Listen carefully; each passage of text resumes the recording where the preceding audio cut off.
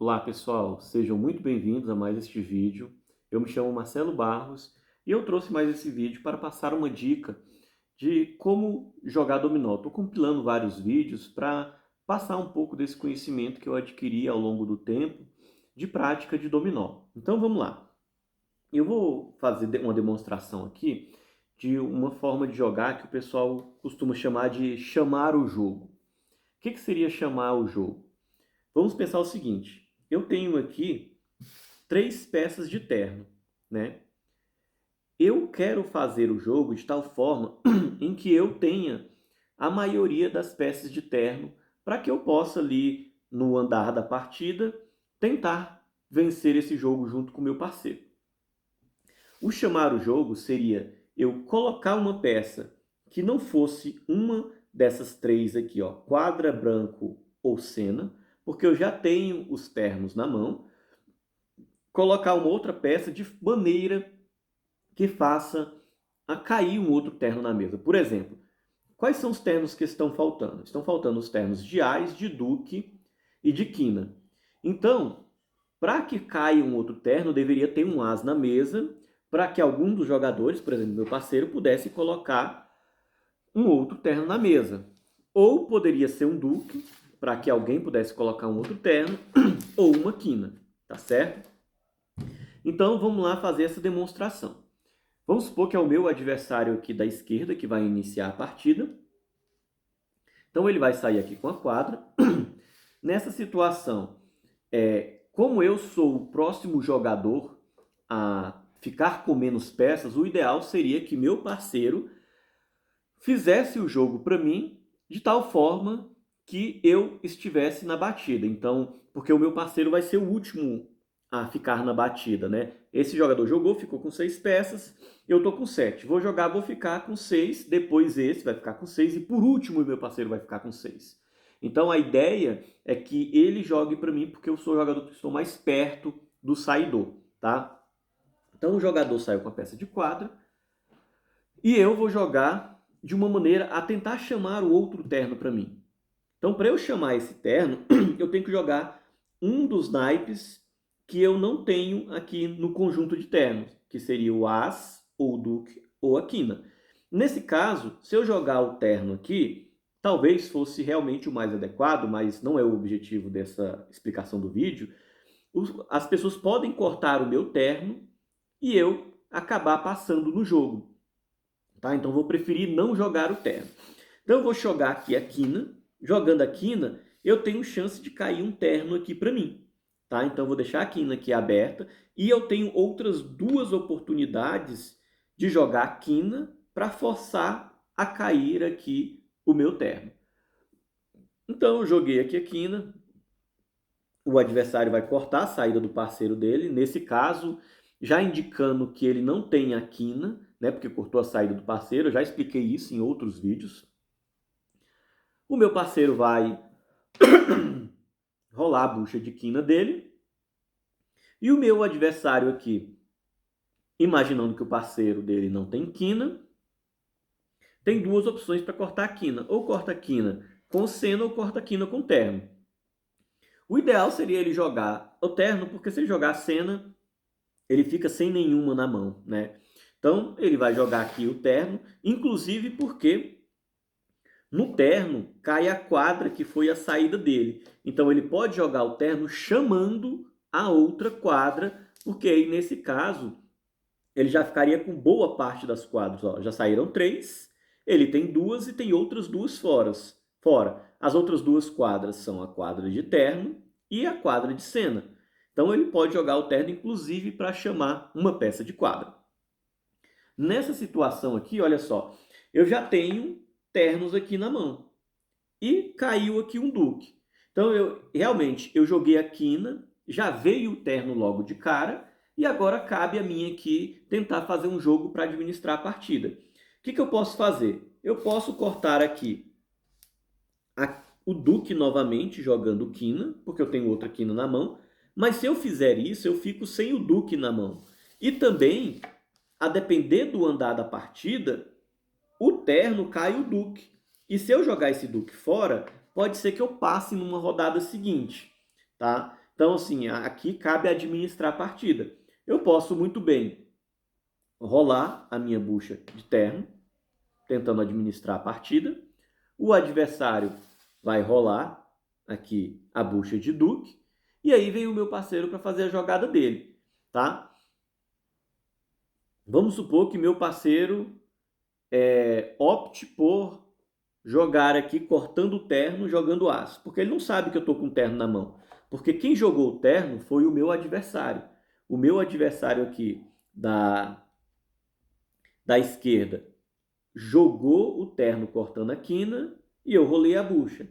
Então, fica um pouco mais claro para o meu parceiro ele cortar o terno que o adversário jogou colocando as, tá? Mas ele também poderia cortar a cena, o duque jogando cena, também seria uma saída boa para ele, demonstrando que ele tem cenas, tá? Mas nessa situação ele jogou aqui cortando o terno. E aí vem aqui o adversário, e o adversário vai ter a opção de cortar o as repetindo a quadra, ou cortar o duque jogando o branco. Ele provavelmente vai procurar repetir a quadra, mesmo ficando sem o as, porque como ele saiu de quadra, o jogo forte dele é ele repetir a quadra em cima de mim, tá? Nessa situação aqui, eu vou pensar um pouco e vou cortar aqui, na verdade eu vou jogar de imediato, cortando a quadra, jogando o terno. Por quê? O último terno que vai cair é o terno de duque. E eu tenho um duque aqui na mão, se tiver, por exemplo, nesse adversário, que a gente sabe que tá, mas eu já me protejo aqui.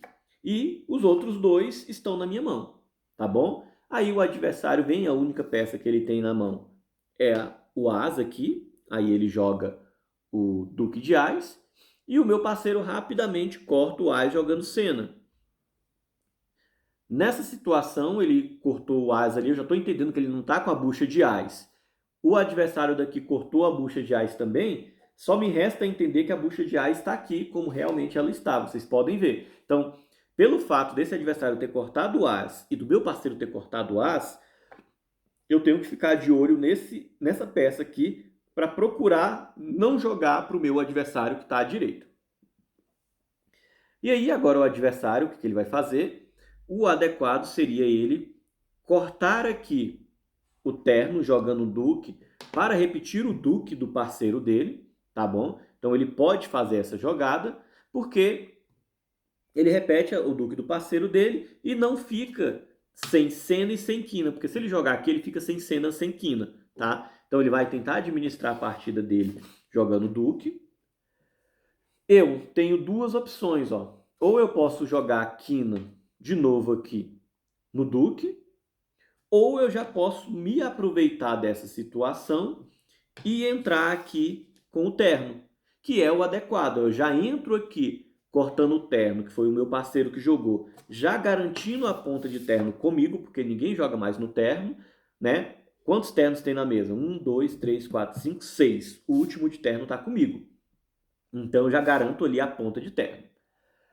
Joguei o terno, o meu adversário passa. O meu parceiro não tem outra coisa para fazer a não ser jogar aqui, cortando o duque e jogando cena novamente.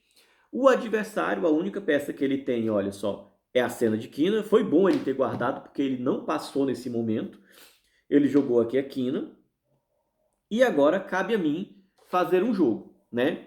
O que eu posso fazer aqui? Eu posso jogar o duque, né? Como uma ponta aqui.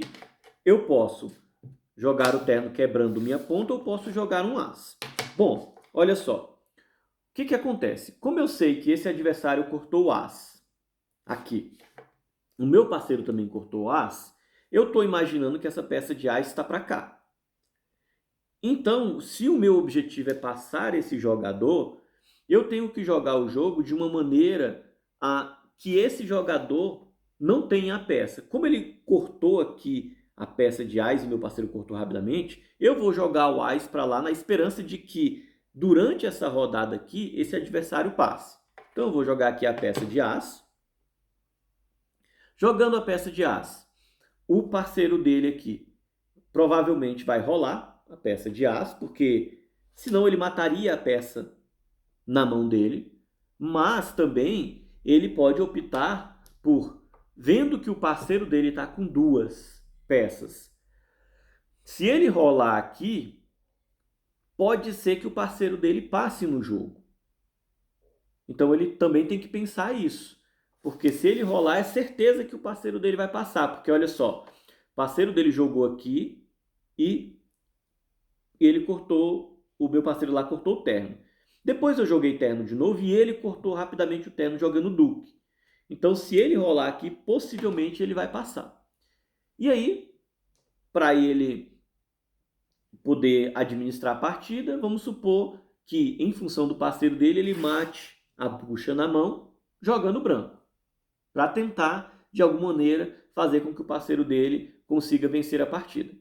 O meu parceiro vai jogar aqui uma quina e nessa situação vai passar o parceiro dele. Quer dizer, independente da jogada que esse jogador fizesse, ele ia passar o parceiro dele.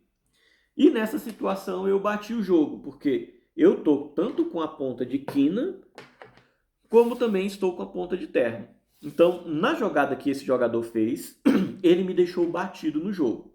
Vamos voltar um pouco no tempo e vamos supor que esse jogador optasse por rolar a bucha. Rolou aqui a bucha, vai passar o meu parceiro e vai passar o parceiro dele. Ótimo. Eu jogo aqui a peça de branco.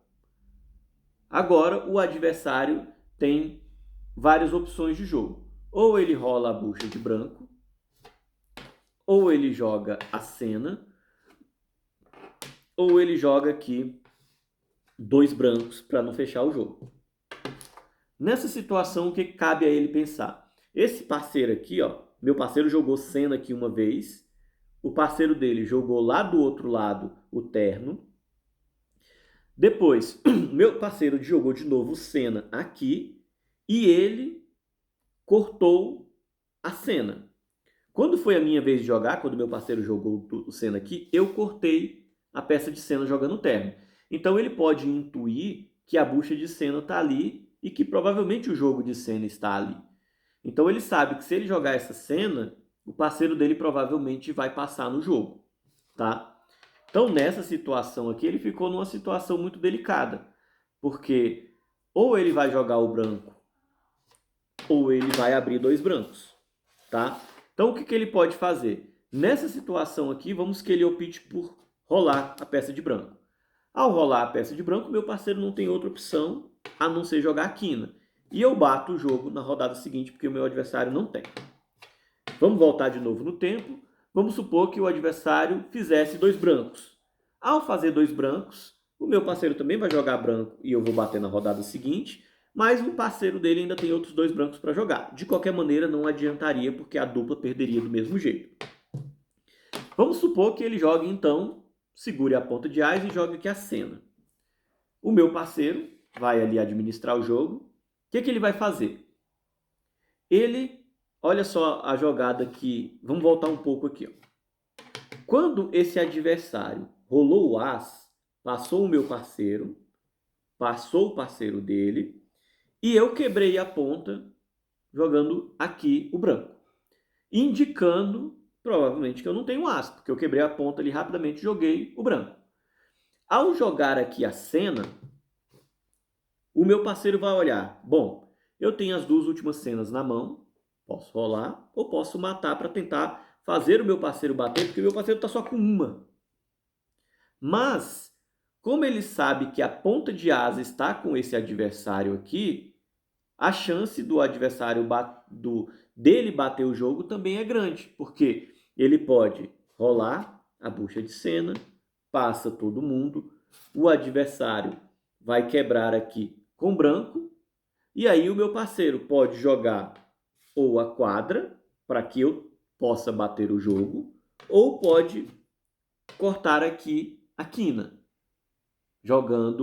cortar o branco jogando quina. Tá? Então, são essas as possibilidades que meu parceiro tem. Vamos supor que ele jogou ali a cena, meu parceiro rolou, e depois ele quebrou aqui com o as. Nessa situação aqui, o meu parceiro vai ter que pensar o jogo. Por quê? Olha só. Quando eu joguei aqui a quadra na quina, eu joguei a primeira quina. Depois eu cortei a quina, né, jogando aqui o terno. Na verdade, a quina veio aqui com o terno. E depois eu cortei a quina com as. Meu parceiro pode querer repetir a quina. Se ele repetir a quina, eu bato o jogo, tá? Mas olha só o que pode acontecer. Vai que meu parceiro pensa assim, poxa, meu parceiro lá tá com uma só peça. Se eu ficar segurando a ponta, eu diminuo a possibilidade do meu parceiro bater. E aí vamos supor que ele queira abrir aqui o jogo fazendo quadra, dando a possibilidade pro parceiro dele para eu bater tanto no branco quanto na quadra. Só que olha só, ao jogar a quadra, ele deu margem para jogar aqui para o adversário, porque foi o adversário que saiu de quadra. Então, nessa situação que meu parceiro jogou, eu tenho apenas uma chance de ganhar o jogo. Ou o adversário vai cortar o branco, segurando a ponta de quadra, e eu bato no duque. Ou, se o adversário abrir 2 brancos, eu nem bato o jogo. Eu fiquei 3 rodadas sem jogar e esse adversário, que era o adversário menos provável de bater o jogo, ele bate de bucha ganhando 2 pontos ainda.